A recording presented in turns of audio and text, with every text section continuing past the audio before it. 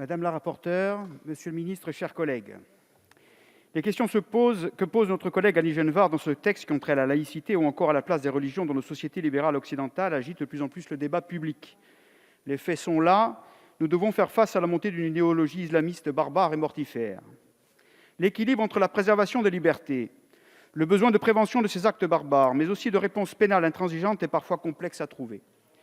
Au fond, si nous comprenons les finalités de cette proposition de loi visant essentiellement à ce que les courants islamistes radicaux aient le moins de prise possible sur la vie publique, ce que nous partageons naturellement, ce texte constitutionnel des Républicains est par ailleurs problématique, car il renvoie à une conception de la République qui n'est pas la mienne, ni celle de la majorité des membres de notre groupe. Ce texte tend vers une République uniforme et uniformisante qui ne tient pas compte de l'histoire et de la diversité de certains pays et territoires, y compris du fait qu'en France, historiquement, l'État a construit au forceps la République en allant jusqu'à coloniser de nombreux peuples et nations historiques, comme la Corse, bien évidemment. À ce stade, on pourrait même dire que traiter, quelle que soit l'option que l'on ait sur ces idées, de communautaristes, les autonomistes ou nationalistes corses, basques, alsaciens ou bretons, en les comparant des islamistes barbares, relève quelque part de l'insulte. C'est pour cela précisément que je ne peux pas vous suivre, car notre combat légitime contre les islamistes, qui fonde votre besoin de légiférer, va se généraliser par ricochet à d'autres problématiques et combats politiques qui ne sont en aucun cas à mettre sur le même plan. Je ne m'en cache pas, mes chers collègues, vous le savez, à l'instar de mes collègues Castellane et Colombani, nous sommes des patriotes corses. Bien entendu, nous militons avec mes collègues pour le transfert de nombre de pans décisionnels et de compétences à l'échelle de l'île pour élaborer directement une règle commune adaptée à la réalité insulaire. Est-ce que vous considérez autant que je respecte la règle commune ?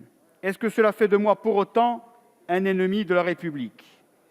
Mais d'ailleurs, qu'est-ce que la règle commune qui est visée à l'article 1 ? Il en est de même de l'article 6 du projet de loi de lutte contre les séparatismes de gouvernement qui souhaite combattre les associations qui ne respectent pas les valeurs de la République. Mais quelles sont-elles ? Jusqu'où allons-nous ? S'agit-il des cultures, des us et coutumes, ou bien de toutes normes s'appliquant aux citoyens français, de la circulaire à la Constitution ?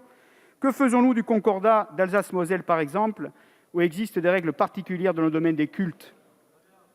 En inscrivant dans le marbre de la Constitution certaines interprétations de la jurisprudence constitutionnelle, on se risque à constitutionnaliser, par exemple, la décision du 15 juin 1999 du Conseil constitutionnel sur la Charte européenne des langues régionales ou minoritaires, en vertu de laquelle la France ne peut la ratifier sans une réforme constitutionnelle. Cette décision énonçait, je cite, que le principe d'unicité du peuple français, dont aucune section ne peut s'attribuer l'exercice de la souveraineté nationale, a également valeur constitutionnelle, et que ces principes fondamentaux s'opposent à ce que soient reconnus des droits collectifs à quelque groupe que ce soit, définis par une communauté d'origine, de culture, de langue ou de croyance.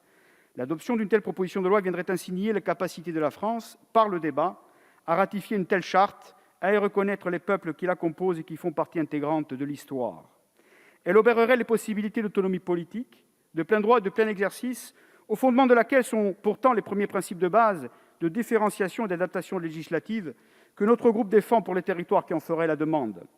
Enfin, nous pensons sincèrement que cette proposition de loi est inutile pour combattre le fondamentalisme islamiste, véritable cible de ce texte, puisque notre arsenal juridique dispose déjà des moyens pour sanctionner des atteintes à la loi sur ce fondement. De plus, l'article 1er de la Constitution est clair en la matière. La France est une république indivisible, laïque, démocratique et sociale. Elle assure l'égalité devant la loi de tous les citoyens sans distinction d'origine, de race ou de religion et respecte toutes les croyances. Tout est dit, et il est important de souligner, car on l'entend trop souvent de la bouche de hauts responsables ou d'observateurs divers, le mot « une » n'existe plus dans la version actuelle depuis 1946. C'était d'ailleurs une volonté du général de Gaulle. La République une et indivisible, en un mot, reste un mythe français.